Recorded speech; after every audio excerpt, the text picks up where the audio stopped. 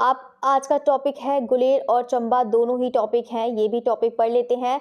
तो ये ठीक है, तो ये आपका प्रैक्टिस सेट है विद नोट्स के साथ है। अगर आप लोग को यहाँ से पढ़ लिया है तो आपके जितने भी डाउट्स हैं वो सब क्लियर हो जाएंगे। ठीक है, तो चलिए फिर स्टार्ट करते हैं गुलेर शैली से। तो गुलेर शैली पहले देखते हैं।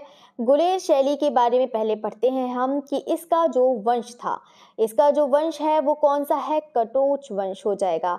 और इसकी राजधानी हरिपुर। स्थापना कब हुई है, 405 में हरिचंद्र के टाइम हुई है। और इसका चरमोत्कर्ष गोवर्धन चंद। ठीक है, देखो ये पॉइंट जो आपको मैंने 4 पॉइंट जो भी लिखवाए हैं, आप लोग उसको बहुत अच्छे से तैयार करिएगा। इन चारों में से पूछ सकता है कि गुलेर शैली का वंश किसके टाइम, मतलब जो है वंश कौन सा था, तो आप बता सकते हैं कटोच। तो बता सकते हैं कि गुलेर शैली की राजधानी कौन सी है, तो आप बता सकते हैं हरिपुर। स्थापना कब हुई है, 1405 में हुई है। और किसके शासनकाल में हुई है, तो हरिचंद्र के शासनकाल में हुई है। चरमोत्कर्ष कब हुआ है, तो आप बता सकते हैं गोवर्धन चंद। तो ठीक है, तो ये 4 पॉइंट आप लोग का क्लियर हो गया। अब हम नेक्स्ट पॉइंट देखते हैं कि गुलेर शैली के शैली में ये क्वेश्चन है, ये जो आप लोग देख रहे हैं ये क्वेश्चन है। तो आप लोग अब बता सकते हैं आसानी से। यहाँ पर है गुलेर चित्र शैली का संरक्षक राजा व प्रवर्तक राजा कौन सा राजा था, तो बताइएगा। राजा हरिचंद्र हैं, या फिर राजा राज सिंह है, या फिर राजा विक्रम सिंह है, तो या फिर राजा मान सिंह है। तो अब आप लोगों ने पढ़ लिया है कि इसके वंश का वो कौन था, मतलब जो संस्थापक है वो कौन है, चरमोत्कर्ष हुआ है तो किसके शासनकाल में है। तो अब लोग आप बता सकते हैं आसानी से। तो बिल्कुल यहाँ पर इसका जो संरक्षक राजा हो जाएगा वो कौन हो जाएंगे, तो बिल्कुल यहाँ पर राजा हरिचंद्र हो जाएंगे। और इसकी स्थापना कब हुई है, तो बिल्कुल यहाँ पर कब हो जाएगी, 1405 में हो जाएगी। ठीक है, ये भी याद रखना, गुलेर शैली की जो स्थापना अभी मैंने आप लोग को बताया था ना, ये दोनों पॉइंट ये जरूर याद रखिएगा। ठीक है, यहाँ पर जो पॉइंट आप लोग को दिख रहे हैं ना, ये वाला हरि जो स्थापना हुई है 1405 में हरिचंद्र, चरमोत्कर्ष गोवर्धन चंद के टाइम में। ठीक है, तो अब हम नेक्स्ट क्वेश्चन की तरफ बढ़ते हैं। नेक्स्ट क्वेश्चन नहीं है, सॉरी, आपका पॉइंट है। तो यहाँ पर है, अब देखते हैं गुलेर शैली के बारे में। तो गुलेर कलम या फिर गुलेर शैली, तो गुलेर शैली का जो सर्वोत्कृष्ट समय था वो कितना था, 1740 से 70 ईस्वी के मध्य रहा। और इसकी स्थापना कब हुई है, 1405 में। लेकिन इसका जो विकास का समय था गुलेर शैली का वो कब था, 1740 से 70 के बीच में रहा है। ठीक है, अब नेक्स्ट पॉइंट देखते हैं कि गुलेर शैली का इतिहास हमें कहाँ देखने को मिलता है, दिलीप रजनी नामक ग्रंथ में मिलता है। तो गुलेर का इतिहास हमें कहाँ देखने को मिलता है, दिलीप रजनी नामक ग्रंथ में देखने को मिलता है। नेक्स्ट पॉइंट है, गुलेर को काल खंडाल वाला ने पूर्व कांगड़ा शैली के नाम से संबोधित किया। अब क्यों संबोधित किया, तो आपको ये भी बता देते हैं, क्योंकि गुलेर शैली का यहाँ पर जो चरमोत्कर्ष दिखाई देता है, किसका, गुलेर शैली का। तो गुलेर शैली का जो चरमोत्कर्ष दिखाई देता है वो किस में दिखाई देता है, वो जाकर कांगड़ा शैली में दिखाई देता है।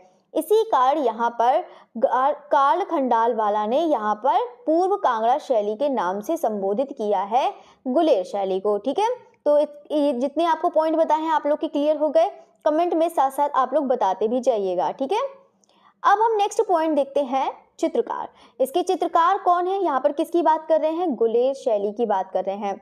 तो गुलेर शैली के जो चित्रकार हैं वो कौन कौन हो जाएंगे, नयन सुख हो जाएंगे, नंबर 2 है माणक, निक्का एंड पंच। ठीक है, ये 4 हो गए। तो ये चारों के चारों आप लोग याद कर रखिएगा। बाकी नयन सुख और माणक के बारे में बात करते हैं। अभी देखो आप लोगों ने कल पढ़ा था, बसोहली पढ़ा था। तो बसोहली में देखा था कि जो मानकू है वो एक महिला कलाकार है, लेकिन यहाँ पर जो गुलेर शैली में आप लोग देखेंगे माणक है। जो माणक है और नयनसुख है, ये पंडित सेव के क्या है, 2 पुत्र हैं। ये नयनसुख और माणक, ये दोनों क्या हो जाएंगे, पुत्र हो जाएंगे पंडित सेव के। ठीक है, नेक्स्ट है निक्का। तो निक्का के बारे में देखते हैं, राजा जयसिंह के समय में चंबा से गुलेर आया था? कौन? निक्का।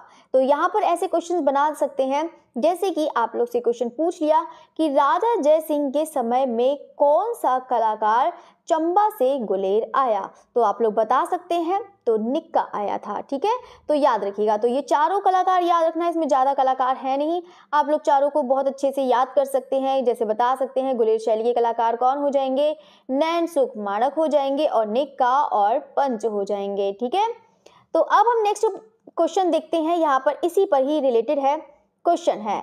तो क्वेश्चन कह रहा है कि चित्रकार नैन सुख और मानक किस परंपरागत चित्र शैली से जुड़े हुए थे? तो आप लोग बता सकते हैं, जो दोनों ही पंडित सेवी के पुत्र हैं, और आप लोग ये भी बता सकते हैं कौन सी शैली से जुड़े हैं, तो बिल्कुल गुलेर शैली से जुड़े हैं। ठीक है, तो आप लोग को अब आसान लगने लगा क्वेश्चन।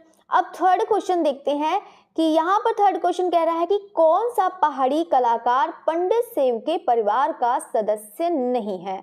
तो ये तो आप लोगों ने पढ़ा है, मानकू हो गया, मानकू है, बिल्कुल है, नैन सुख भी है और इवन फत्तू भी हैं, लेकिन मौला राम जो है वो कहाँ पंडित सेव के परिवार का सदस्य नहीं था, क्योंकि ये कहाँ का है? गढ़वाल का। मौला राम कहाँ के हो जाएंगे? गढ़वाल के हो जाएंगे। तो गढ़वाल अभी मैंने आपको पढ़ाया नहीं है, नेक्स्ट टॉपिक में पढ़ाएंगे जब आपका गढ़वाल चलेगा। ठीक है, तो ये तो गढ़वाल के हो जाएंगे। बाकी नेक्स्ट पॉइंट देखते हैं यहाँ पर क्वेश्चन नंबर 4। गुलेर शैली में लगभग कितने चित्र प्राप्त होते हैं जो रामायण पर आधारित हैं? तो बताइएगा कितने चित्र हैं जो गुलेर शैली के, लगभग कितने चित्र प्राप्त होते हैं जो रामायण पर आधारित हैं? 15 है, 206 है, या फिर 11 या फिर 14? तो इसका जो राइट आंसर हो जाएगा वो कितना हो जाएगा? तो बिल्कुल 14 हो जाएगा। तो अब हम देखते हैं रामायण के बारे में भी देखते हैं, गुलेर शैली के चित्रों के बारे में। ठीक है, तो यहाँ पर देखते हैं कि गुलेर में सांस्कृतिक जागरण और राजा दिलीप के समय। अब देखो यहाँ पे, देखो कैसे क्वेश्चन कर सकता है। अभी तो यहाँ पर क्या पूछ लिया है? अभी तो सिर्फ यहाँ पर ये पूछा है कि रामायण पर आधारित जो चित्र बने हैं गुलेर शैली में वो लगभग कितने चित्र बने हैं, तो आपने बता दिया 14 बता दिया। और साथ साथ में ये भी याद रखिएगा कि जो 14 चित्र बने हैं वो किसके समय में बने हैं?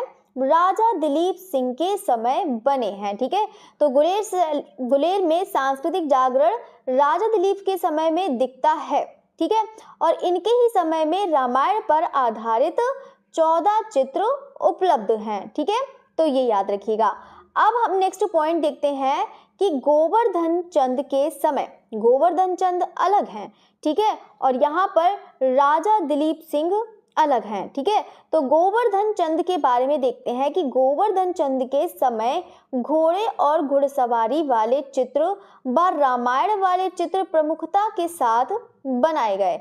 लेकिन यहाँ पर जो प्रमुखता से कहने का मतलब ये है कि ज्यादातर यहाँ पर चित्र देखने को मिलते हैं किसके टाइम में? गोवर्धन के टाइम में। ठीक है, तो आप लोग ये याद करिएगा, क्योंकि अभी आप लोग ने ये भी पढ़ा था कि चरमोत्कर्ष जो हुआ था वो किसके टाइम में हुआ है? चरमोत्कर्ष किसके टाइम में हुआ है? वो चरमोत्कर्ष हुआ है गोवर्धन के टाइम में हुआ है। और इसी कारण यहाँ पर इनके रामायण वाले चित्र यहाँ पर प्रमुखता के साथ देखने को मिलते हैं, और इवन घोड़े एवं घुड़सवारी वाले भी चित्र देखने को मिलते हैं। और राजा दिलीप सिंह के समय 14 चित्र बने थे, ये भी आप लोग याद रखिएगा। और जो प्रमुखता से बने हैं वो कहाँ पर बने हैं? गोवर्धन चंद के टाइम में बने हैं, जब इसका चरमोत्कर्ष हो गया। ठीक है, स्थापना भी याद रखिएगा, राजा हरिश्चंद्र के टाइम में हुआ है 1405 के टाइम में। ठीक है, अब नेक्स्ट पॉइंट देखते हैं, यहाँ पर नोट में मैंने लिख रखा है, तो नोट में देखिएगा राजा गोवर्धन चंद जिसके टाइम में चरमोत्कर्ष हुआ है के संबंध में जेसी फ्रेंच ने लिखा। उन्होंने जेसी फ्रेंच ने लिखा है राजा गोवर्धन चंद के बारे में, यह शासक पहाड़ों में घोड़ा युद्ध के नायक के रूप में स्मरण किया जाता है। किसको? राजा गोवर्धन चंद को। अब हम देखते हैं गुलेर शैली के चित्र। तो गुलेर शैली के चित्र कौन से हो जाएंगे? जैसे शिकरे के साथ महिला, मोस्ट इंपोर्टेंट है, बहुत बार एग्जाम में आया है। देखो यहाँ पर इसके क्वेश्चन मैंने नहीं बनाए हैं, जैसे कि आप लोग बता सकते हैं, क्योंकि इसमें सिंपल से क्वेश्चंस होते हैं। आपको चित्र पूछ लिया कि शिकरे के साथ महिला कौन सी शैली में मतलब कौन सी शैली में मिलता है, तो आप लोग बता सकते हैं गुलेर शैली में। कृष्ण गोपियों को आलिंगन में लेते हुए, आलिंगन मतलब गले मिलते हुए, तो ये भी आप लोग बता सकते हैं। ये दोनों ही चित्र बहुत ही ज़्यादा इंपॉर्टेंट है, इसको तो बिल्कुल याद रखिएगा। और ये जो दूसरा वाला चित्र है वो कहाँ पर है? एनसी मेहता संग्रहालय मुंबई में है। कहाँ पर है? एनसी मेहता संग्रहालय मुंबई में हो जाएगा। नेक्स्ट है चित्र 15 भुजी देवी का चित्र। चौथा है घोड़े व घुड़सवारी के चित्र, जो मैंने अभी आपको बताया था कि गोवर्धन चंद के समय ये अधिक बने हैं घोड़े और घुड़सवारी के चित्र। नेक्स्ट पॉइंट है यानी कि चित्र, तो गुलेर शैली में चित्र आपको देखने को मिलेगा गोवर्धन अपने पुत्र प्रकाश चंद्र के साथ हुक्का पीते हुए, और इसको किसने चित्रित किया है? नैन सुख ने चित्रित किया है। किसने चित्रित किया है? नैन सुख ने। तो ये भी याद रखिएगा, गोवर्धन चंद अपने पुत्र प्रकाश चंद के साथ हुक्का पीते हुए ये नैन सुख ने बनाया है। ठीक है, तो इसको भी आप लोग याद रखिएगा, ये भी इंपॉर्टेंट है। नेक्स्ट है राजा विक्रम सिंह हाथी पर बैठे हुए, तो इसको भी याद रखना। ठीक है, इसमें से जो 3 चित्र तो बहुत ही ज़्यादा इंपॉर्टेंट है, आप लोग उसको ज़रूर याद रखिएगा। एक है शिकरे के साथ महिला, दूसरा कृष्ण गोपियों को आलिंगन में लेते हुए जो एनसी मेहता संग्रहालय मुंबई में है। तीसरा चित्र है गोवर्धन चंद अपने पुत्र प्रकाश चंद के साथ हुक्का पीते हुए, जिसको नैन सुख ने बनाया है। ये 3 चित्र तो आप लोग ज़रूर याद रखिएगा। ठीक है, तो नेक्स्ट पॉइंट देखते हैं। यहाँ पर नोट में लिख रखा है कि गुलेर का चरमोत्कर्ष कांगड़ा में देखने को मिलता है, और ये चीज़ मैंने आपको बताया था। और इसी कार्ड यहाँ पर काल खंडाल वाला पूर्व कांगड़ा शैली के नाम से जानते हैं। किसको? गुलेर शैली को। ठीक है, तो ये भी याद रखिएगा। तो अब हम देखते हैं, यहाँ पर देखो गुलेर शैली का कंप्लीट हो गया है, इतना ही आएगा, इससे ज़्यादा कुछ नहीं आएगा। बाकी मैंने गुलेर का पूरा बता दिया है, आप लोग इसको ज़रूर तैयार करिएगा। जितना भी चित्र है बहुत ज़्यादा इंपॉर्टेंट है, और बाकी चित्रकार भी बहुत कम ही है, तो आप लोग इसको आसानी से याद कर सकते हैं। ठीक है, तो अब हम देखते हैं नेक्स्ट है चंबा शैली। तो गुलेर शैली पूरा फिनिश हो चुका है, अब हम दूसरे पॉइंट पर आते हैं, चंबा शैली। तो चंबा शैली की स्थापना कब हुई है? 1920 में हुई है। और गुलेर शैली की स्थापना कब हुई है? 1405 में हुई है। किसके टाइम में? हरिश्चंद्र के टाइम में। और चंबा शैली की स्थापना कब हुई है? 1920 ईस्वी को हुई है। इसके प्रमुख आश्रयदाता राजा कौन है? उम्मेद सिंह है। कौन है? उम्मेद सिंह है इसके प्रमुख आश्रयदाता राजा, यानी कि इसके प्रमुख राजा ये कह सकते हैं। चंबा शैली के कौन हो जाएंगे? राजा उम्मेद सिंह हो जाएंगे। ठीक है, इसका जो प्राचीन नाम है किसका? चंबा शैली का। तो कौन सा है प्राचीन नाम? चंपापुरी है। तो चंपापुरी तो क्यों हो जाएगा? तो देखते हैं कि जो राजा मतलब साहिल बर्मन की जो पुत्री थी चंपावती के नाम पर पड़ा था। ठीक है, तो ये भी चीज याद रखिएगा, किसके नाम पर पड़ा था? साहिल बर्मन की पुत्री चंपावती के नाम पर पड़ा था। ठीक है, अब हम देखते हैं चंबा जो है शैली। तो चंबा रावी नदी के किनारे पठानकोट से 126 किलोमीटर दूर है। देखो ये पॉइंट इतना ज़्यादा इम्पोर्टेंट नहीं है, हो सकता है कि नदी पूछ ले तो आप लोग नदी याद रखिएगा, बाकी इसका प्राचीन नाम पूछ सकता है, बाकी इसके प्रमुख संरक्षक राजा या फिर आश्रयदाता राजा है उसके बारे में पूछ सकता है, इसकी स्थापना कब हुई है ये भी पूछ सकता है। ठीक है, तो जो आपको पॉइंट बता दिए हैं बस ये 2-3 पॉइंट यहाँ से याद रखिएगा। बाकी नेक्स्ट पॉइंट देखते हैं, चंबा चित्रों का प्रथम संकेत। तो चंबा चित्रों का जो प्रथम संकेत जो मिलता है वो जेसी फ्रेंच की अपनी पुस्तक ही है। यहाँ पर हिमालयन आर्ट, कौन सी पुस्तक? हिमालयन आर्ट में चंबा चित्रों का प्रथम संकेत दिया था। किसने? जेसी फ्रेंच ने। तो चंबा चित्रों का प्रथम संकेत कहाँ देखने को मिलता है? जेसी फ्रेंच के हिमालयन आर्ट में देखने को मिलता है, और इन्होंने ही जेसी फ्रेंच ने अपने ही पुस्तक में हिमालयन आर्ट में चंबा चित्रों का प्रथम संकेत दिया था। ठीक है, नेक्स्ट है यहाँ पर 1952 ईस्वी में WG आर्चर ने सर्वप्रथम चंबा पर ठीक से प्रकाश डाला, यानी कि इन्होंने जो जेसी फ्रेंच थे हिमालयन आर्ट में, इन्होंने इतना पूरा डिटेल्स में नहीं बताया था चंबा चित्रों के बारे में, लेकिन बस ये कह सकते हैं कि जो सबसे पहले प्रथम संकेत देखने को मिल जाता है वो हिमालयन आर्ट में देखने को मिल जाता है, ठीक है। लेकिन यहाँ पर भी बाद में 1952 में क्योंकि यहाँ पर 1952 ईस्वी में WG आर्चर ने सर्वप्रथम चंबा पर ठीक से प्रकाश डाला और चंबा की घाटी कला की घाटी कहलाती है, ठीक है। तो चंबा की घाटी क्या कहलाती है? कला की घाटी कहलाती है। नेक्स्ट देखते हैं, चंबा वर्तमान में हिमाचल प्रदेश में है। ये भी क्वेश्चन आता है कि एग्जाम में पूछ सकता है कि चंबा वर्तमान में कहाँ पड़ता है, तो आप बता सकते हैं हिमाचल प्रदेश में है, ठीक है। तो ये भी यहाँ से पॉइंट याद आता है, तो आप लोग इसको याद कर लीजिएगा। बाकी नेक्स्ट क्वेश्चन देखते हैं, चंबा की रेखाएं किस रंग से बनाई गई हैं? ये आ गई आपकी विशेषताएं, आ गई चंबा शैली की। तो यहाँ पर ऑप्शन है लाल, पीला और हरा, या फिर लाल और काला, या फिर काला सफेद, या फिर इनमें से सभी। तो आपको बता देते हैं कि जो चंबा की रेखाएं जो किस रंग से बनाई गई हैं, लाल और काले रंग से बनाई गई हैं। अब यहाँ पर इसके बारे में पढ़ते हैं कि इस शैली यानी कि चंबा शैली में, तो चंबा शैली में बने चित्रों में चमकीले और शीतल रंगों का प्रयोग हुआ है। चित्रों में कैसे रंगों का प्रयोग हुआ है? चमकीले और शीतल रंगों का प्रयोग हुआ है। लेकिन यहाँ पर जो सीमा रेखा बनाई गई है, यानी कि आउटलाइनिंग की बात हो रही है, इसकी जो सीमा रेखा बनाई गई है वो कैसे रंग से बनाई गई है? लाल और काले रंग से बनाई गई हैं, ठीक है। तो ये चीज याद रखिएगा, रंग को कैसे यूज हुआ है, इसमें चमकीले और शीतल रंगों का प्रयोग हुआ है, और इसकी सीमा रेखा कैसी बनाई गई है? लाल और काले रंग से बनाई गई हैं। नेक्स्ट देखते हैं चंबा शैली की विशेषताएं। हाशिए कैसे बने हैं? हाशिए में फूल, पत्ती और लताओं से अलंकृत है चंबा शैली में। अधिकांश आकृतियां कैसी हैं? खड़ी मुद्रा में बनी है। नेक्स्ट देखते हैं, प्रमुख विषय इसके कौन से थे चंबा शैली के? जैसे कि कृष्ण लीला, प्रेम सागर, रामायण, महाभारत और दुर्गा पाठ, ठीक है। तो ये चीज आप लोग याद रखिएगा, ठीक है।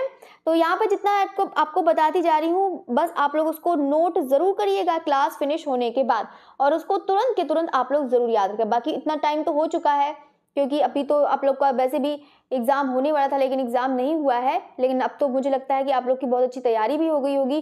तो बस ये रिवीजन के लिए मैंने आपको नोट्स दिया है, तो आप लोग उसको पढ़िएगा। जो डाउट क्लियर है उसको जरूर बताइएगा, वो भी आपको मतलब जो है प्रॉब्लम आपकी सॉल्व करी जाएगी, ठीक है। तो जो भी नहीं समझ में आता है तुरंत आप लोग कमेंट करके जरूर बताइएगा, ठीक है। चलिए, तो ये चीज हो गया है। अब हम देखते हैं, यहाँ पर चंबा शैली में राजाओं को अधिकांशतया हुक्का पीते हुए दिखाया है। किसमें? चंबा शैली में। अब हम नेक्स्ट क्वेश्चन देखते हैं। अभी तो हमने पहला क्वेश्चन देखा है चंबा शैली का। अब नेक्स्ट है, चंबा रुमाल संबंधित है, क्योंकि चंबा शैली में रुमालों के लिए बहुत ज्यादा फेमस था यहाँ पर। अब ये पूछ रहा है क्वेश्चन कि चंबा शैली में जो रुमाल संबंधित है वो किससे संबंधित है, यानी कि जो रुमाल पर चित्रकारी करी जाती थी वो किससे संबंधित हो जाएगी? ये एक चित्रकला थी, या एक परंपरा थी, या फिर क्राफ्ट है, या फिर सुंदरता है। तो बता देते हैं कि चंबा रुमाल संबंधित जो है वो किससे हो जाएगी? तो यहाँ पर परंपरा से हो जाएगी। नेक्स्ट देखते हैं, चंबा लोकगीत। चंबा जो शैली है वो लोकगीत तथा रुमाल परंपरा के लिए प्रसिद्ध है। चंबा शैली किसके लिए प्रसिद्ध है? लोकगीत और रुमाल परंपरा के लिए प्रसिद्ध है। नेक्स्ट पॉइंट है, चंबा शैली पर गुलेर शैली का प्रभाव था। किसका प्रभाव था? चंबा शैली पर गुलेर शैली का प्रभाव था। अभी तक आपने देखा कि गुलेर शैली पर क्या था? गुलेर शैली का जो चरमोत्कर्ष हुआ था वो कांगड़ा शैली में हुआ था, लेकिन जो चंबा शैली है उस पर गुलेर शैली का प्रभाव आया था। किस पर? चंबा शैली पर। चंबा शैली की प्रमुख भित्ति चित्र कहाँ बनाए गए हैं, ये आपको बताना है, तो बताइएगा। तो यहाँ पर है, हाँ, तो यहाँ पर आपको क्वेश्चन पूछ रहा है कि जो चित्र बनाए गए हैं वो कहाँ पर बनाए गए हैं, ये क्वेश्चन पूछ रहा है, तो बताइएगा। देखो यहाँ पर ये जो क्वेश्चन है ये है नहीं, जो है ऑप्शन, मतलब ऑप्शन नहीं, सॉरी, यहाँ पर आपको बताना है कि जैसे कि यहाँ पर तो खैर मैंने लिख रखा है, वैसे जैसे क्वेश्चन आता है कि चंबा में प्रमुख भित्ति चित्र कहाँ बनाए गए हैं, तो वो कहाँ कहाँ बनाए गए हैं आपको बता देते हैं। जैसे कि चंबा के ऊपरी धर्मशाला, देवी कोठी मंदिर, सत्य मंदिर, खान चंडी भवन, लक्ष्मी नारायण मंदिर, और नेक्स्ट है यहाँ पर और भी हैं ये, ठीक है, बस 4 ही हैं। तो यहाँ पर 4 में से देख सकते हैं कि और अखंड चंडी महल, ठीक है। तो ये जो आपको यहाँ पर दिखाई दे रहे हैं कौन कौन से, कि चंबा के ओवरी धर्मशाला, देवी कोठी मंदिर, सत्य मंदिर, खान चंडी भवन, लक्ष्मी नारायण मंदिर, अखंड चंडी महल के आदि में प्रमुख चित्र जो बनाए गए हैं, मतलब भित्ति चित्र बनाए गए हैं। ये जो है आपको मैंने लिखवा रखे हैं, इनमें यहाँ पर बनाए गए हैं, क्या बनाए गए हैं, भित्ति चित्र बनाए गए हैं, ठीक है।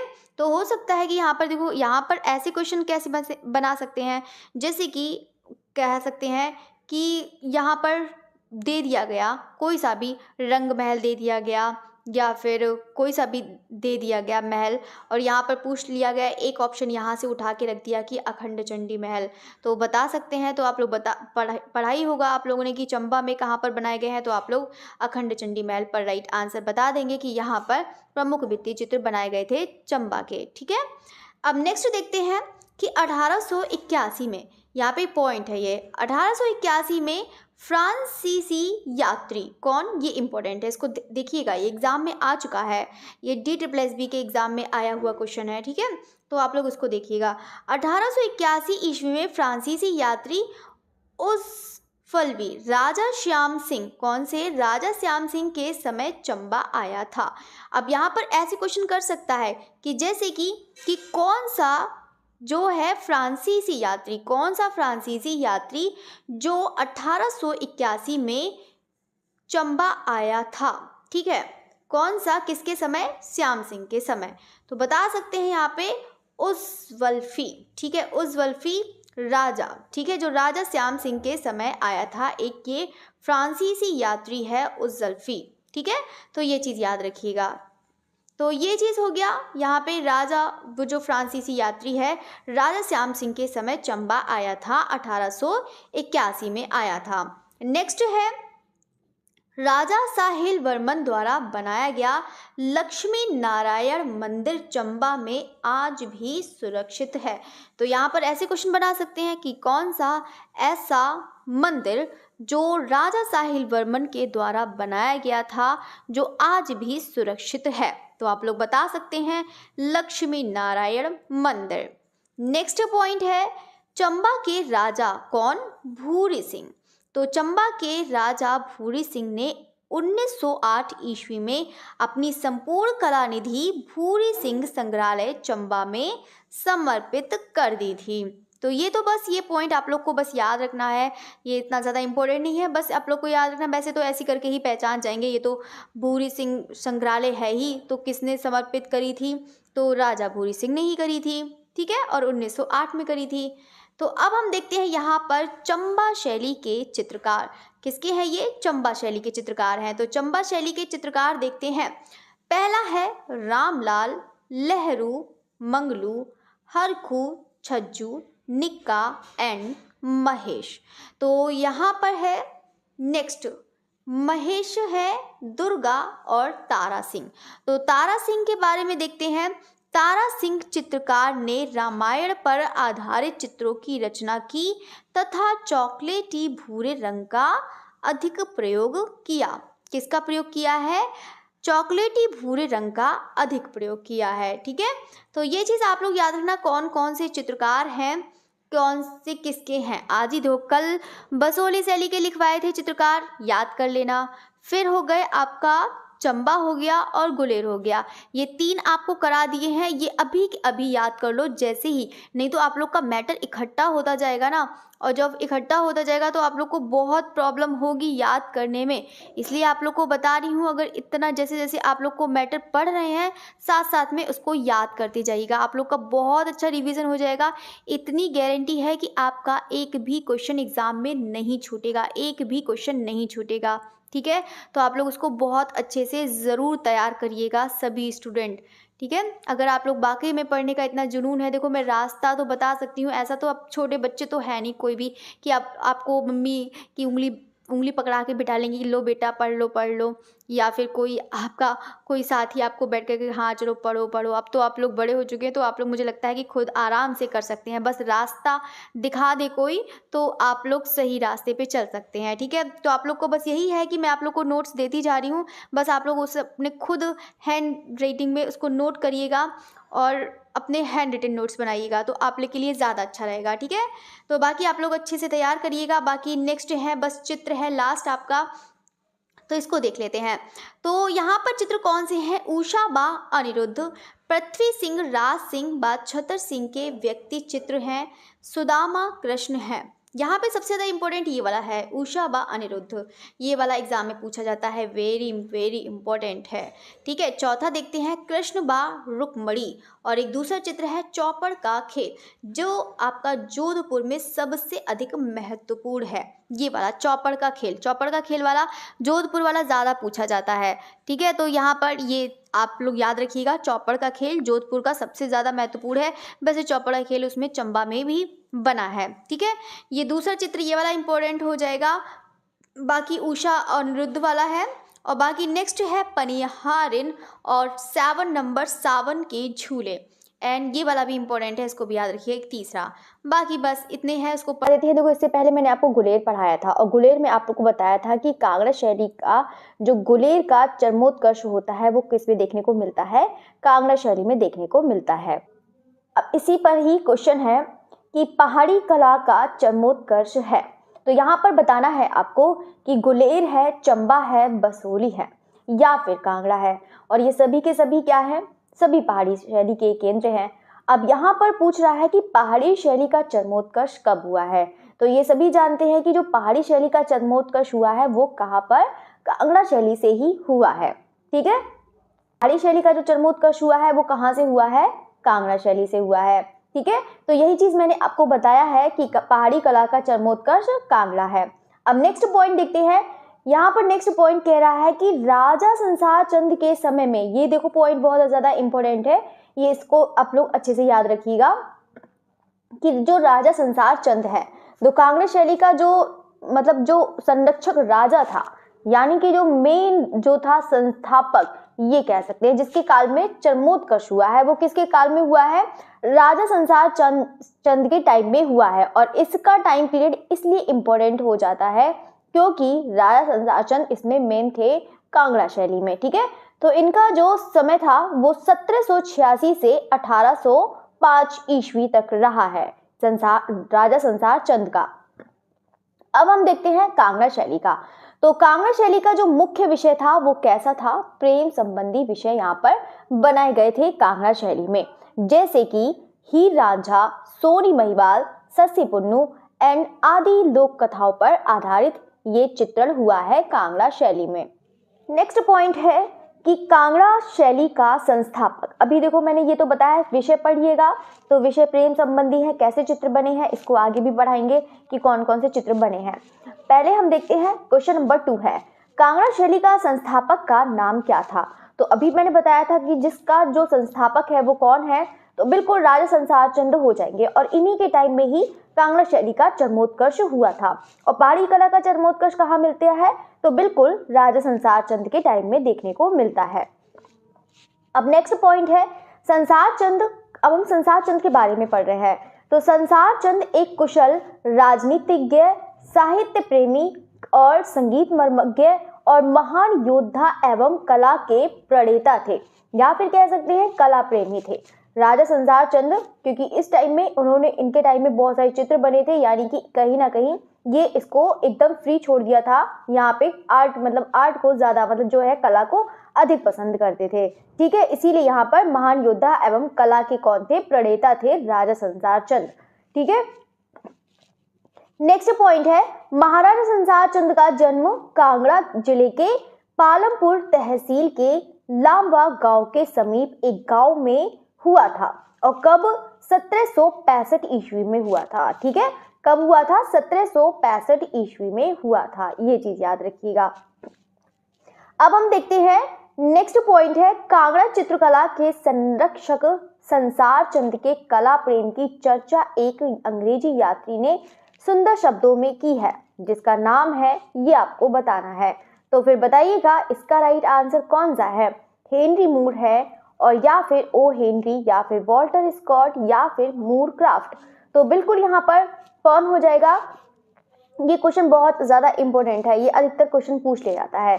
तो कांगड़ा चित्रकला के संरक्षक संसार चंद कला प्रेम की चर्चा एक अंग्रेज यात्री से सुंदर शब्दों की करी है, जिसका नाम है मूर क्राफ्ट। ठीक है, कौन हो जाएगा, मूर क्राफ्ट। तो अब मूर क्राफ्ट के बारे में यहाँ पर हम देखते हैं 1820 ईस्वी में, 1820 ईस्वी में प्रसिद्ध अंग्रेजी यात्री, ठीक है, ये कौन है, अंग्रेजी यात्री, कौन, मूर क्राफ्ट। तो मूर क्राफ्ट ने आलमपुर में महाराजा संसार चंद से भेंट की और उन्होंने लिखा, राजा संसार चंद चित्रकारी का शौक था। ठीक है, तो इन्होंने ही बताया था, मूर क्राफ्ट, जो 1820 में ये प्रसिद्ध अंग्रेजी यात्री, ठीक है, तो उन्होंने ये लिखा था, राजा संसार चंद को चित्रकारी का शौक था। नेक्स्ट पॉइंट है, तारीख ए पंजाब के लेखक, अभी संसार चंद की ही बात चल रही है। ठीक है, तो तारीख ए पंजाब के लेखक मोहिनुद्दीन ने संसार चंद की तुलना गुड़ी व पारखी होने के नाते किसके, हातिम से की है, मतलब गुड़ी और पारखी होने के नाते किससे तुलना करी है, हातिम, तथा उदारता में रुस्तम से की है। ठीक है, तो याद रखिएगा। तो तारीख ए पंजाबी का हो सकता है कि तारीख ए पंजाबी का लेखक पूछ ले तो आप लोग बता सकते हैं मोहिनुद्दीन, और यहाँ पर पूछ सकता है कि किसने यहाँ पे कौन से ग्रंथ में लिखा है कि मतलब किसकी तुलना करी है, यहाँ पर गुड़ी और पारखी होने के नाते किससे करी है, तो आप बता सकते हैं कि गुड़ी और पारखी होने के नाते हातिम से की है और उदारता में रुस्तम से की है। ठीक है, तो ये चीज पॉइंट क्लियर हो गया। अब नेक्स्ट पॉइंट देखते हैं, क्वेश्चन नंबर 4। क्वेश्चन नंबर 4 है, पहाड़ी चित्रों का प्रमुख केंद्र है। अब प्रमुख केंद्र कौन सा है, कांगड़ा, कोटा, किशनगढ़ या फिर बूंदी। तो ये तो बिल्कुल बहुत आसान सा क्वेश्चन है, क्योंकि पहाड़ी चित्रों का जो एक ही केंद्र यहाँ पर दिख रहा है वो कौन सा है, कांगड़ा है। ठीक है, तो यहाँ पर हम देखते हैं नेक्स्ट पॉइंट जो इसी से ही रिलेटेड है। ठीक है, कांगड़ा शैली से। तो कांगड़ा शैली को क्या कहा जाता था, रंगों का काव्य कहा जाता था, और रंगीन रेखाओं की कला भी कांगड़ा शैली को कहते थे। ठीक है, तो दोनों ही पॉइंट आप लोग याद रखिएगा कि रंगों का काव्य भी कांगड़ा शैली को कहा जाता था, इवन रंगीन रेखाओं की कला भी कांगड़ा शैली को कहा जाता था। अब नेक्स्ट पॉइंट है, यहाँ पे क्वेश्चन है, आप यहाँ पर क्वेश्चन देख सकते हैं कि ब्रजभाषीय कवियों की रचना के अनुसार प्रकृति का श्रेष्ठ अंकन किया गया।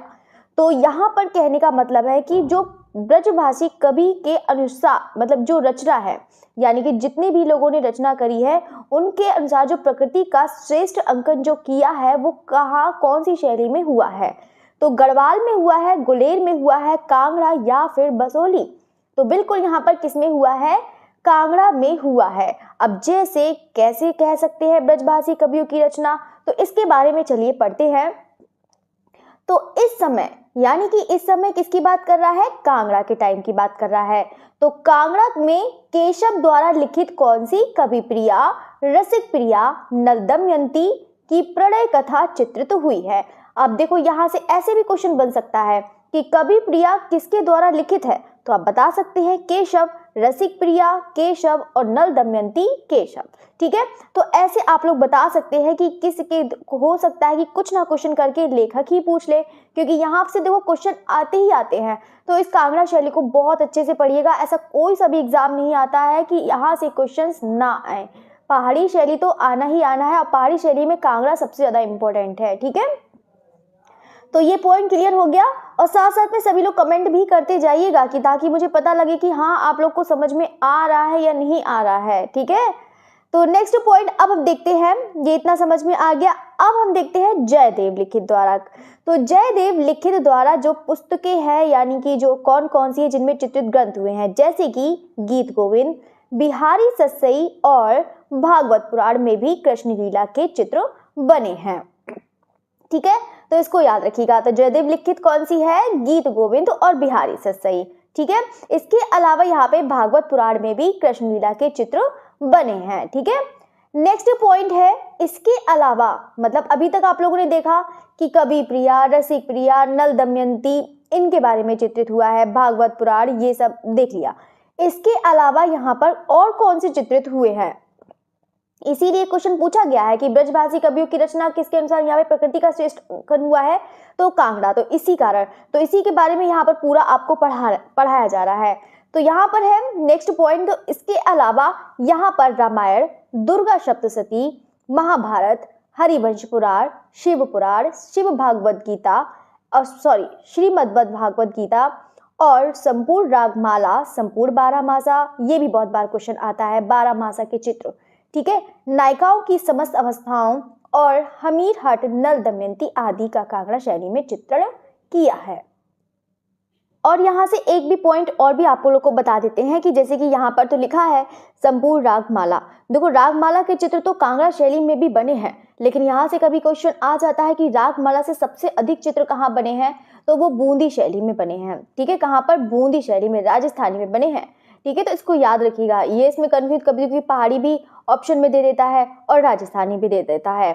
तो सबसे ज्यादा जो रागमाला संबंधी चित्र बने हैं वो कहाँ पर बने हैं, बूंदी शैली में बने हैं। ठीक है, तो यहाँ पर भी बने हैं, इसके अलावा यहाँ पर राजस्थानी में अधिक बने हैं। लेकिन ब्रजभाषी कवियों की जो रचना है, जितने भी कवि के रचना है, जैसे कि कोई भी रसिक प्रिया, कवि प्रिया, ठीक है, तो उनके बहुत ज्यादा जो चित्र बने हैं उसको भी आप लोग तैयार करिएगा। ठीक है, तो इसके अलावा रामायण ये तो सब बता ही दिया है, तो आप लोग यहाँ पर याद कर सकते हैं कि कौन कौन से चित्र बने हैं, यहाँ पर कैसे कैसे इनका सब्जेक्ट क्या था। ये वाला भी बहुत ज्यादा इंपॉर्टेंट है, इसको बहुत अच्छे से आप लोग तैयार करिएगा। अब नेक्स्ट पॉइंट है, क्वेश्चन है आपका, कांगड़ा चित्रकला का विषय नहीं है महाभारत, रामायण, रसिक प्रिया या फिर पंचतंत्र। तो आप बिल्कुल एकदम देखते ही बता सकते हैं, क्योंकि कांगड़ा चित्रकला में तो महाभारत का भी है, रामायण का भी है, रसिक प्रिया का है, लेकिन पंचतंत्र का नहीं है। पंचतंत्र आपको कहाँ देखने को मिल जाएगा, वो आपको मुगल शैली में देखने को मिल जाएगा। कहाँ देखने को मिलेगा, मुगल शैली में। अब नेक्स्ट क्वेश्चन है 7 है क्वेश्चन नंबर, कांगड़ा चित्रकला पर किस शैली का प्रभाव पड़ा, तो राजस्थानी का, मुगल का, कश्मीरी का या फिर जैन का। तो यहाँ पर बिल्कुल आप बता सकते हैं कि कांगड़ा चित्रकला पर किस शैली का प्रभाव पड़ा है, तो मुगल शैली का प्रभाव पड़ा है। तो चलिए इसके बारे में भी देखते हैं कि मुगल शैली का कैसे प्रभाव पड़ा है। कांगड़ा के चित्रों में मुगल चित्रों की, ठीक है, मुगल चित्रों की तरह क्षितिज रेखा नीचे की ओर बनाई गई है। ठीक है, तो इसी कारण यहाँ पर मुगल शैली का प्रभाव पड़ा है कांगड़ा शैली का। ठीक है, तो यहाँ पे मुगल चित्रों की तरह, जैसे मुगल चित्रों में बनाई ही ना, क्षितिज रेखा को नीचे की ओर बनाई गई हैं। अब नेक्स्ट पॉइंट है, ईरानी शैली ने तो मुगल शैली को जन्म दिया, वहां मुगल कला ने प्राचीन हिंदू संस्कृति से संबंध जोड़कर एक नवीन पहाड़ी शैली को जन्म दिया था। ठीक है, यानी कि कहने का मतलब है, मतलब ईरानी शैली ने तो मुगल शैली को जन्म दिया और वही मुगल कला ने प्राचीन हिंदू संस्कृति को संबंध जोड़कर एक नवीन पहाड़ी शैली को जन्म दिया था। वो क्या कहलाती है, पहाड़ी शैली कहलाती है। नेक्स्ट पॉइंट है, यहाँ पर आप लोग देख सकते हैं, नेक्स्ट पॉइंट की तरफ बढ़ते हैं। मानव आकृतियां प्रायः प्रखर रंगों में बनाई गई हैं, यानी कि जो कांगड़ा शैली में मानव आकृतियां बनी हैं, यानी कि जो भी पुरुष की आकृतियां बनी हैं, मानव जो भी हैं, चाहे पुरुष हो चाहे महिला, तो वो आकृतियां जो बनी है वो कैसी है, प्रखर रंगों से बनाई गई हैं, यानी कि बहुत अच्छे कंट्रास्ट कलर, बहुत अच्छे चमक रंगों से वह मतलब कंट्रास्ट कलर में बनी हुई हैं मानव आकृतियां, ये कह सकते हैं। अब नेक्स्ट पॉइंट है यहाँ पर कि ये वाला देखो बहुत ज़्यादा ये वाला एग्जाम में आ चुका है, तो यहाँ पर इसको याद रखिएगा कि कांगड़ा शैली में भूरे सियालकोटी कागज पर चित्रण हुआ है। कैसे, कौन से कागज पर, भूरे सियालकोटी का कागज पर चित्रण हुआ है, कांगड़ा शैली में हुआ है। अब यहाँ पर नेक्स्ट पॉइंट देखते हैं। देखो ये विशेषताएं बहुत ज़्यादा इंपॉर्टेंट है, विशेषताएं अधिकतर एग्जाम में आती हैं, चित्र से ज़्यादा, कलाकार से ज़्यादा विशेषताएं बहुत आती हैं, चाहे आपका इंडियन आर्ट हो या फिर इंडियन आर्टिस्ट हो। विशेषताएं बहुत अच्छे से ध्यान रखिएगा, बहुत सारे स्टूडेंट विशेषताएं के बारे में छोड़ देते हैं और वही इंपॉर्टेंट हो जाता है, तो विशेषताएं आप लोग उसको बहुत अच्छे से ध्यान से पढ़िएगा सभी लोग। तो यहाँ पर देखते हैं, कांगड़ा के चित्रों में दरवाजों में पर सुंदर अलंकृत पर्दे तथा फर्श पर सुंदर कालीन चित्रित की गई हैं। ठीक है, तो इसको याद रखिएगा। बाकी नेक्स्ट पॉइंट देखते हैं कि यहाँ पर मशहूर रॉक कट मंदिर जो है, ठीक है, मशहूर रॉक कट मंदिर कांगड़ा शैली में स्थित है। कहाँ पर स्थित है? कांगड़ा शैली में स्थित है। नेक्स्ट पॉइंट देखते हैं, कांगड़ा शैली में कितने प्रकार की नायिकाएं थी। देखो ये क्वेश्चन बहुत ज़्यादा इंपॉर्टेंट है, इसको देखिएगा। तो कांगड़ा शैली में कितने प्रकार की नायिकाएं थीं? 1, 2 या 3 या फिर 5। तो यहाँ पर जो नायिकाएं थीं वो कितनी प्रकार की हो जाएंगी? 3 प्रकार की हो जाएंगी। अब वो कैसे 3 प्रकार की नायिकाएं हो जाएंगी तो देखते हैं। जैसे कि कांगड़ा शैली में 3 प्रकार की नायिका थीं। अब जैसे कि कौन सी बनाई थी? जैसे फर्स्ट नंबर स्वयं की, यानी कि एक स्वकीय, एक परकीय और एक सामान्य। तो यानी कहने का मतलब है स्वकीय कौन सी होती है? जो स्वयं की यानी खुद की, और एक परकीय जो पराई की होती थी नायिका, और एक सामान्य जो किसी की भी। ठीक है, तो 3 प्रकार की यहाँ पर नायिकाएं का मतलब नायिकाएं बनाई गई हैं। अब हम देखते हैं इसी से संबंधित यहाँ पर एक क्वेश्चन और है। तो क्वेश्चन नंबर 9 है, विप्लब्धता जो विप्रलब्धा, ठीक है, तो शब्द का संबंध है तो वो किससे है? एक तकनीक से है, संगीत संहिता से है, एक पुस्तक या फिर नायिका भेद।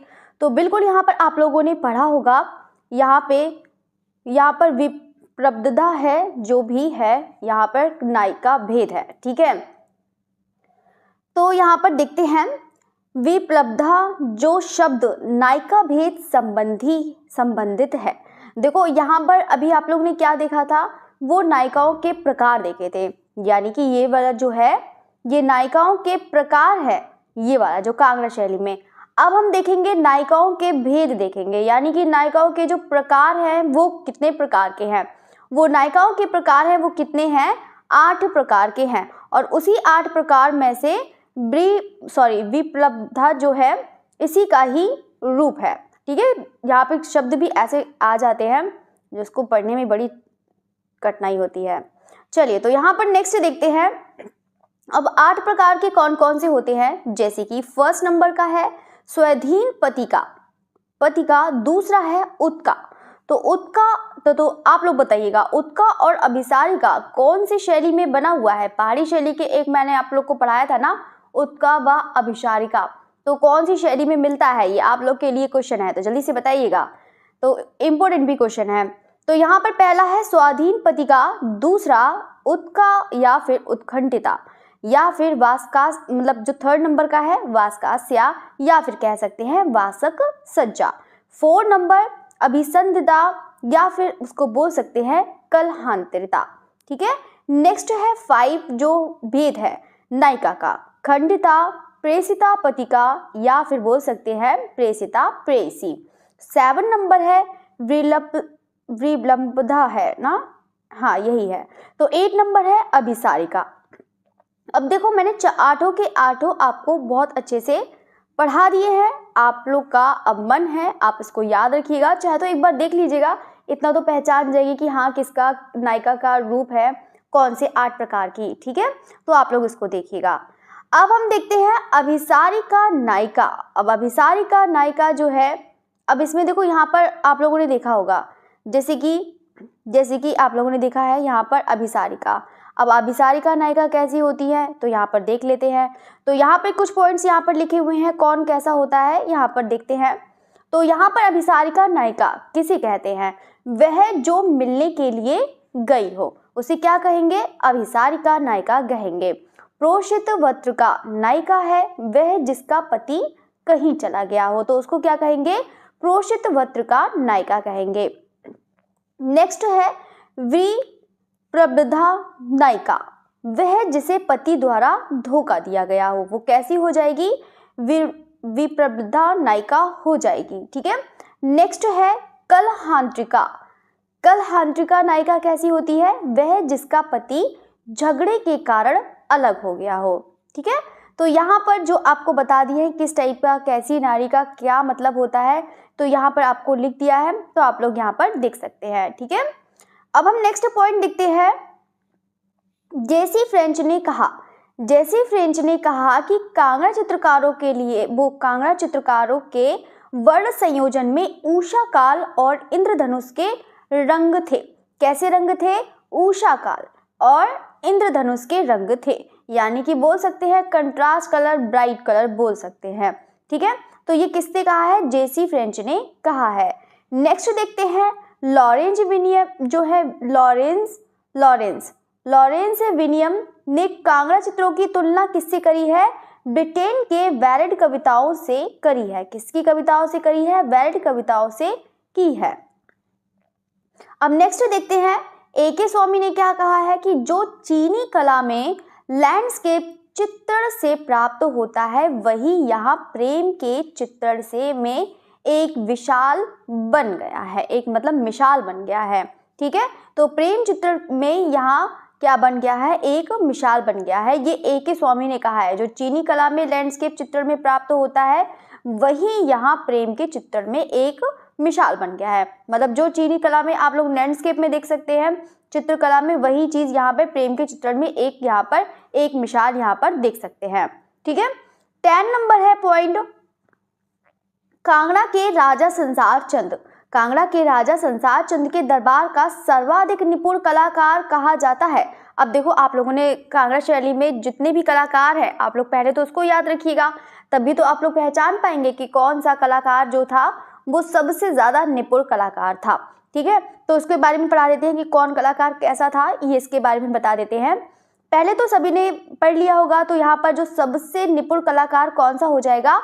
तो बिल्कुल परखू हो जाएंगे। अब परखू कैसे हो जाएंगे? तो यहाँ पर चलिए इसके बारे में भी देखते हैं।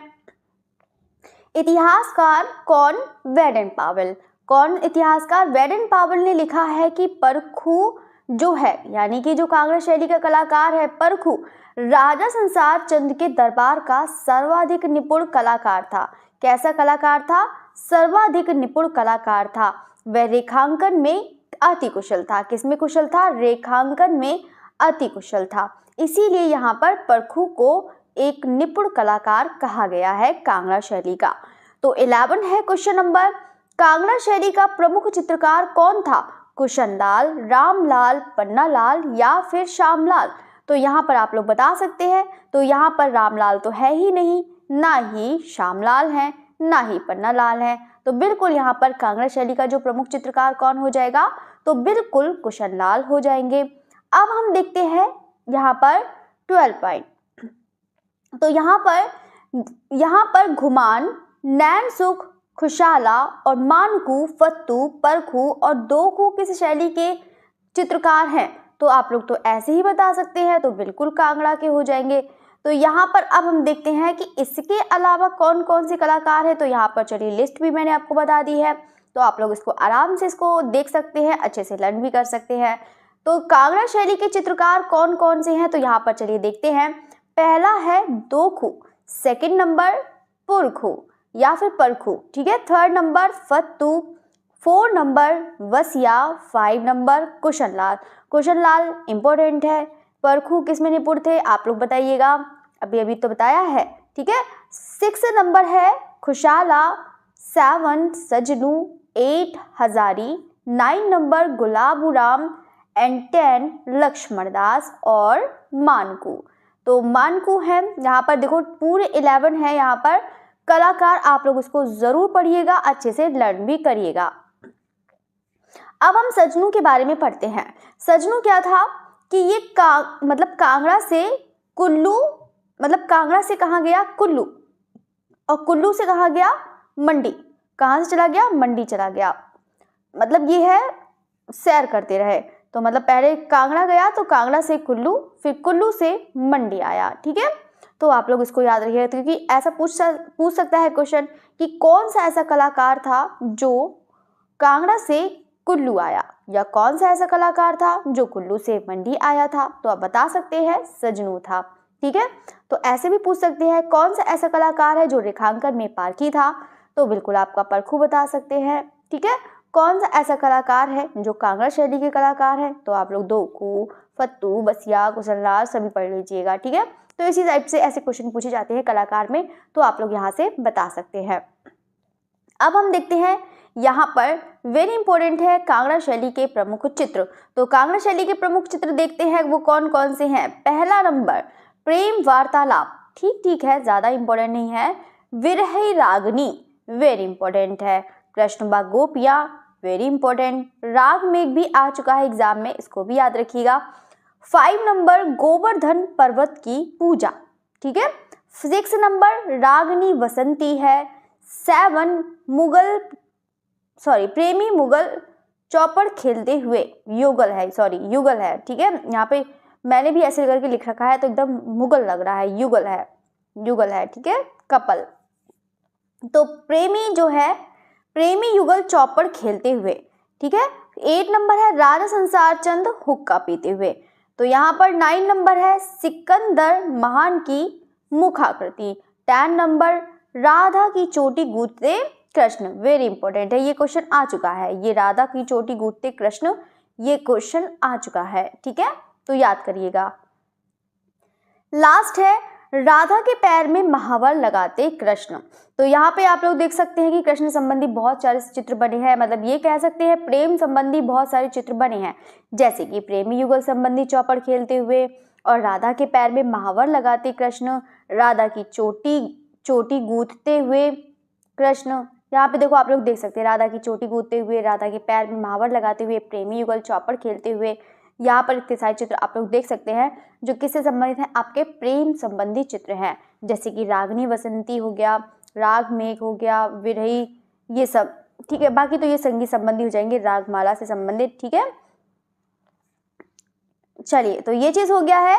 बाकी हम देखते हैं, वैसे तो कांगड़ा शैली में भी रागनी संबंधी बहुत सारे चित्र बने हैं, रागनी हो गया, राग मेघ हो गया और रागनी बसंती हो गया और राग, सब तो रागनी से ही संबंधित हैं यहाँ पर भी।